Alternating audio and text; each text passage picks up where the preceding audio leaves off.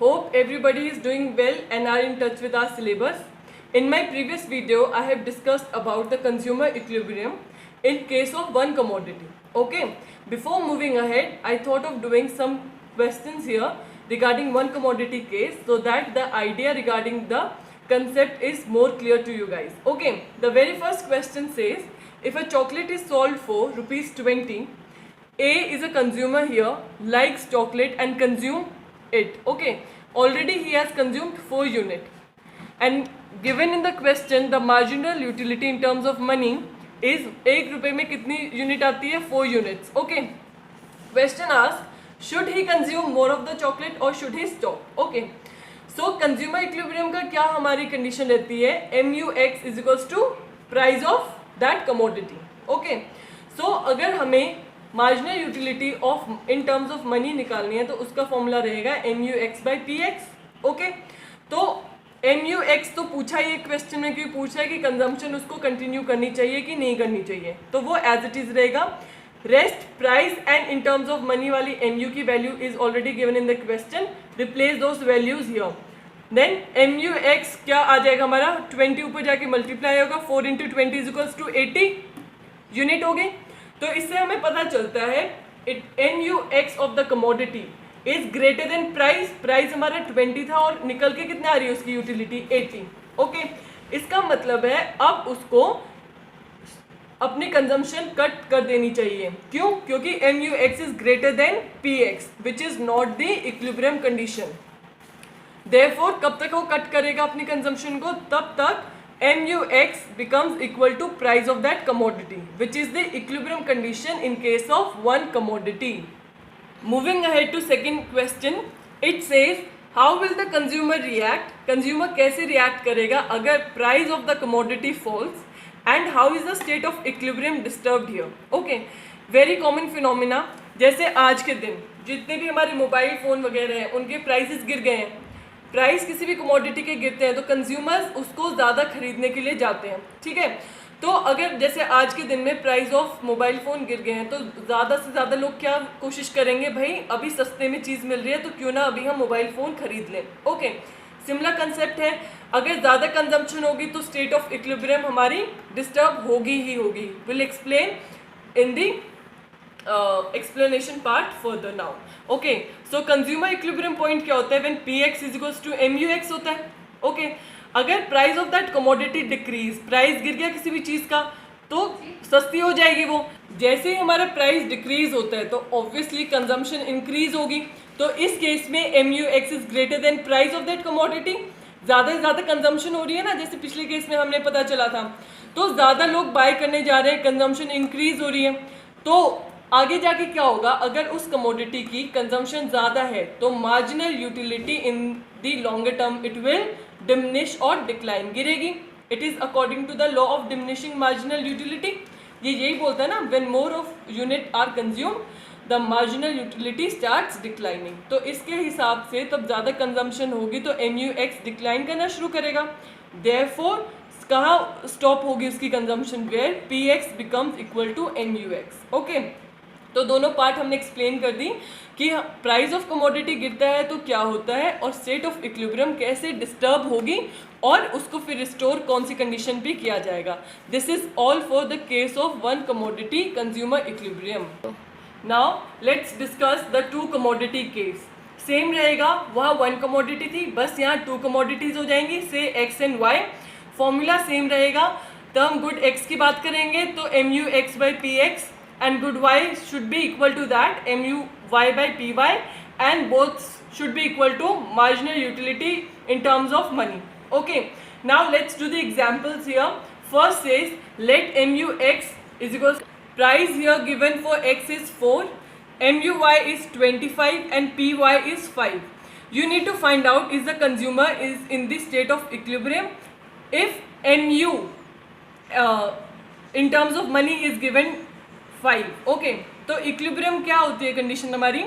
In case of two commodity MUX/PX is equals to MUY/PY is equals to MUM. Okay, substituting the value simply 20/4 equal to 25/5. इसको cut करेंगे क्या आएगा? 5. इसको cut करेंगे क्या आएगा? 5. तो हमारी MU in terms of money क्या आ रही है 5, क्वेश्चन में गिवन 5 थी, therefore it is the state of equilibrium, क्योंकि ये वाली कंडीशन सेटिस्फाई हो रही है इसके अंदर. Now let's see another example where MUX is given 25, price of X is given 5, Y की केस में 30 है and price of Y is 5. Here MU in terms of money is not given, so how will you find out consumer equilibrium है कि नहीं है, yes और no. Okay, तो will simply substitute the values. MUX by PX is equals to MUY by PY is equals to MU of in terms of money होते हैं. This is the condition of equilibrium. Value put की तो यहाँ इसको x की term में तो 5 आ रही है और y की टर्म्स में it is coming 6. Therefore this situation is not satisfied, condition is not satisfied, therefore no equilibrium condition in this case. Okay. Now let's discuss the case of multiple commodities. Very easy, just the number of commodities are increased here, formula remains the same.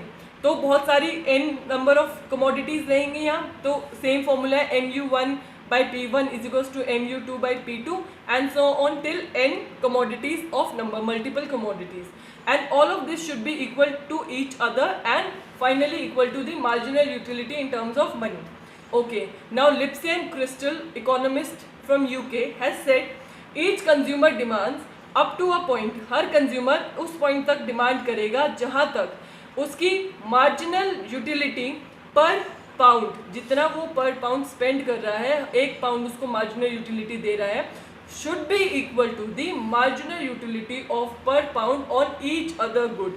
Multiple commodities हैं, अगर उसने एक commodity के ऊपर पर pound spend किया है, equal utility उसको सेकेंड कमोडिटी पे खर्च करके मिलेगी, सिमिलरली थर्ड पे खर्च करके मिलेगी and so on. Okay, now moving to the table so that the idea of two commodity case is clear to you guys.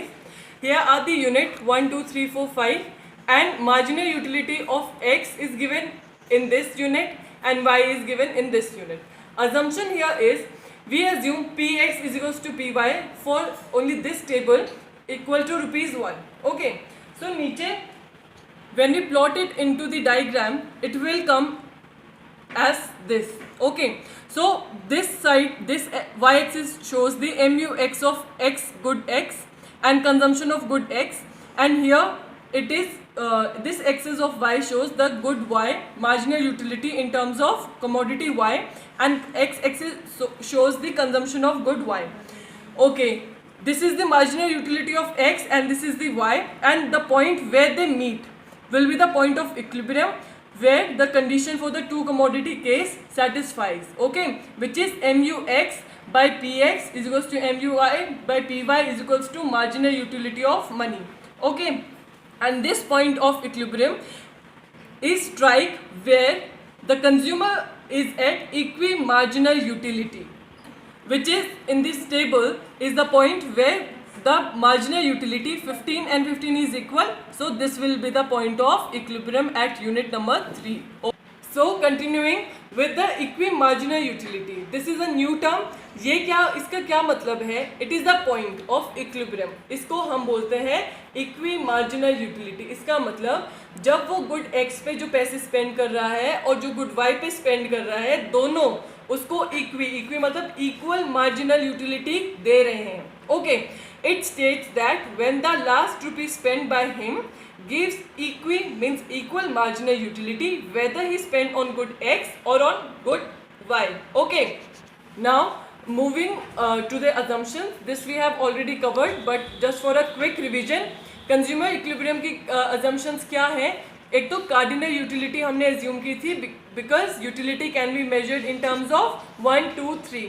Your question for today is name the economist who has given the concept of cardinal utility. Okay, second is marginal utility of money is constant, कि money जो है वो limited है और उससे utility भी constant ही उसको मिलती है. Okay, and law of DMU is true. Law of DMU क्या बोलता है? Diminishing marginal utility. The more of the commodity one consumer consume, its marginal utility keeps on declining. Next is consumer is rational. Rational मतलब सोच समझकर वो खर्चा करता है and gains his maximum satisfaction. Now talking about the limitation. Limitation मतलब इसकी क्या एक कुछ कमियां हैं, तो हिक्स ने दिया है इसकी लिमिटेशन. मेजर लिमिटेशन क्या है? हिग्स बोलता है, he says utility cannot be measured. भाई यूटिलिटी मेजर नहीं करी जा सकती, 1 यूनिट 2 यूनिट 3 यूनिट ऐसे मेजर नहीं कर सकते, but it can only B ranked. जब हम रैंकिंग की बात करते हैं तो कौन सी यूटिलिटी एनालिसिस होती है? हमारी ordinal utility analysis. Okay, second question for you guys is give the condition stating the relationship between TU and MU. We have done various conditions regarding TU and MU. You guys need to mention all the conditions in the comment section. Okay, you have 2 questions to answer today. Comment down in the comment section, and also guys, do not forget to like, share and subscribe to my channel so that every time I post a video you get a notification.